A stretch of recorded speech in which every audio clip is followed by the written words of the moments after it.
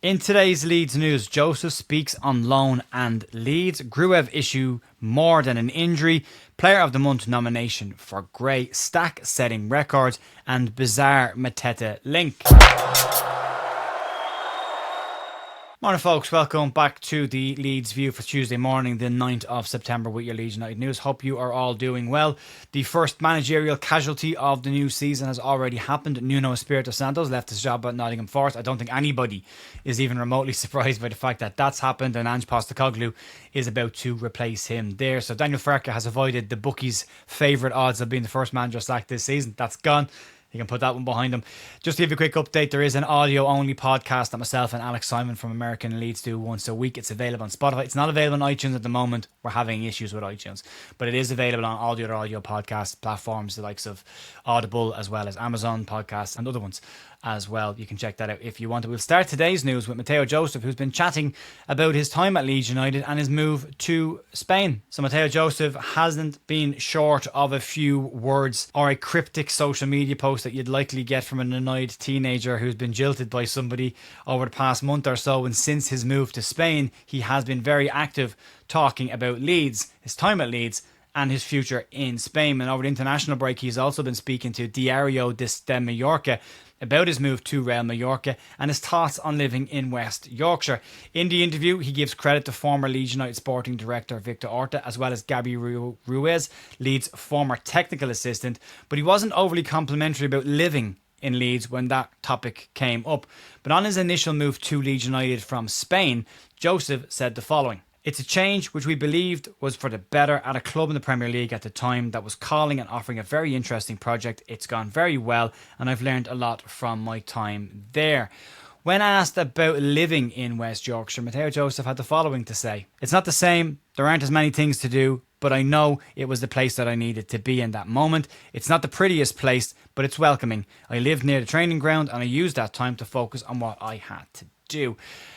Not a great answer about asking about where you live, especially considering you might have to come back there at some point. But Joseph did say the move to Mallorca was motivated by the side's belief in him. And during the phone calls he had with their recruitment team, he said they gave him complete confidence and showed him that they knew more about him than maybe even he knew about himself. And at that point, he made his decision to make the loan with his heart. At that point, it should also be said that Mateo Joseph had refused to go on training camp with Leeds United to Germany and was trying to force a move away from the club at that point, Betis being the club who were named consistently during that time. But he did go to Real Mallorca in the end. But Leeds managing director Robbie Evans has stated that he believes that Mateo Joseph does have a future at Leeds United. They rate him very highly, and he expects Mateo Joseph to return to Leeds United when his loan is up at the end of this season. But the more you listen to Mateo Joseph talk over the course of the last couple of weeks, it's becoming more and more apparent that the player himself probably doesn't see himself returning to Leeds. Now, his contract at Leeds does run until 2028. Mateo Joseph does not have a purchase option in his loan with Mallorca.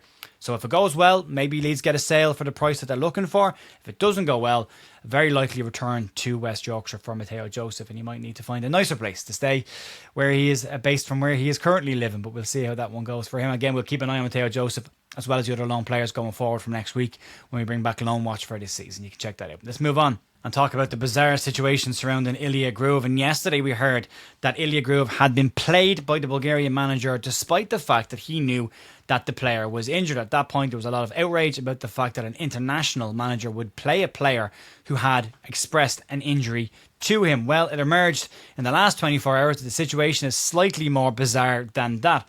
After Bulgaria's 3-0 defeat to Spain, Ilya Gruev is said to have launched a verbal attack in the dressing room on the players and the manager after showing frustration over consistent losses and poor performances. Gruev was said to be frustrated with the players' attitude and effort following a spell of one win in 8 games, their last international win coming against Luxembourg last year. As a result, Bulgarian manager Ilyan Ilyev dropped Gruev from the national team pool, but was overruled by the Bulgarian FA president, who wanted him reinstated after he had heard what had happened in the incident. That led to Ilya Gruev finding his way onto the substitute bench and playing in the second half of their most recent international friendly. Ilyan Ilyev is said to be under considerable pressure as Bulgarian manager anyway, and this definitely won't go anywhere towards helping his situation.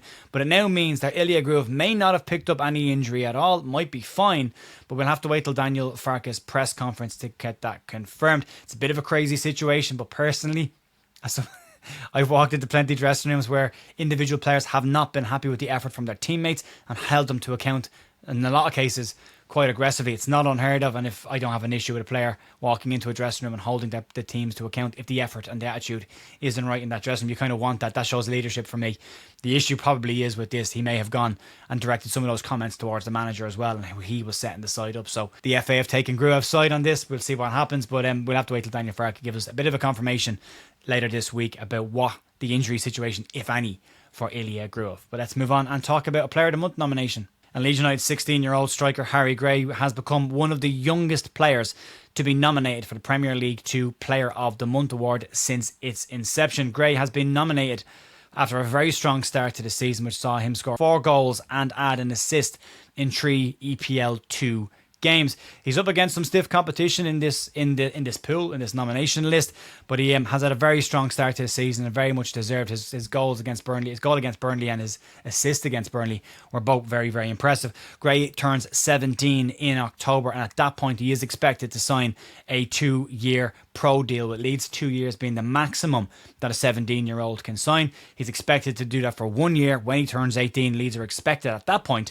should everything go well, to lock him down to a much longer contract, similar to what they did with his brother Archie at that point. Let's move on. And Anton Stach's start to life at Leeds has been obvious with the eye test, but now the statistics coming out of the Premier League are starting to back up what we all have seen so far. First one is thanks to Johnny Cooper, who has delivered this one about Anton Stach levelling a Premier League record that has stood for 6 years. Anton Stach is the first midfielder to create 3+ chances in each of his first 3 Premier League games since Emi Buendia did it back in 2019, and his manager at that point was also Daniel Farke. But that's not all. Stach is currently top of key passes in the Premier League table, delivering 7 key passes in his opening 3 matches. That puts him ahead of the likes of Bruno Fernandes, Mohamed Kudus and Cody Gakpo. But he also sits second in chances created overall with 10 in his first 3 games. It's a fantastic start to life in Leeds for Anton Stach, especially when you consider the levelling up of the league that he's in,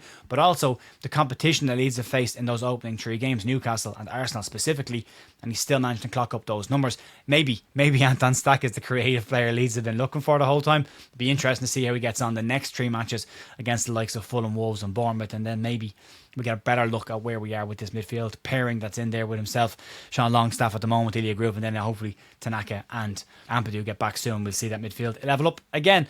And then finally today, let's move on to a very bizarre link that came out yesterday evening and put this one to bed. The Leeds spent the final weeks of the transfer window trying to get an attacking right-sided player, creative player, who could also maybe possibly operate as a number 10, and Leeds had moved away from trying to add an additional number 9. Robbie Evans made himself very popular also last week when he said that Leeds United had maxed out their PSR and that they were hoping to do no business in the upcoming January transfer window. With all that being said, yesterday a very strange report came out that said that Leeds had some level of interest in making a January move for Crystal Palace £40 million rated striker Jean-Philippe Mateta. It should also be pointed out that the report that brought this out spelled his name completely wrong as well and called him Jean-Philips Mateta. TNT Sport and Caught Offside both believe that Leeds, along with the likes of Aston Villa and Newcastle United, are planning a January move for the Crystal Palace attacker, which seems incredibly unlikely. For me, there is no version of this where Leeds United can find £40 million down the back of a sofa or pull it out of their pocket, or even raise the funds by selling players to bring in a player like Mateta. And again, also, it doesn't fit the profile of what Daniel Farke is looking for right now. He is looking for someone to create chances, not necessarily score them at this point.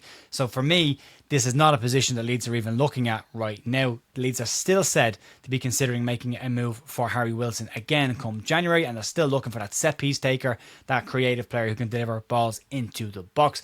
The report is said to originate from a potential agent's side, attempting to drum up interest in Mateta early on, so that can gain some traction up until January. Leeds and Newcastle are both said to have absolutely no interest in a move for the Palace striker at this point, and it looks like another example of Leeds United's name being used to drum up more interest from other clubs in a player to try and get him a move. Think back to Krstovic early on the transfer window in the summer, as well as Igor Paget, where Leeds again were used to try and get another club to move on a player. So no truth, no story, no move being made for Jean-Philippe Mateta, at least at this point. He's a good player, he's a good striker, but right now, not a priority for Leeds. And again, if we are to take what Robbie Evans said literally from the interview that he did last week, Leeds are planning and hoping to do no business at all in January, outside of maybe one player who would be a right-sided player who can play as a 10 and be a set-piece specialist as well. So that's the only position they seem to have a very strong interest in.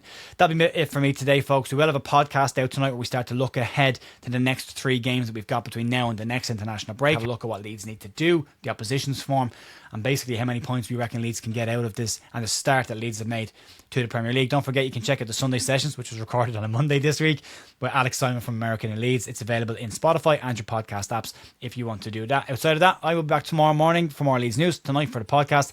I will see you then. Enjoy the rest of your day. See you. Bye.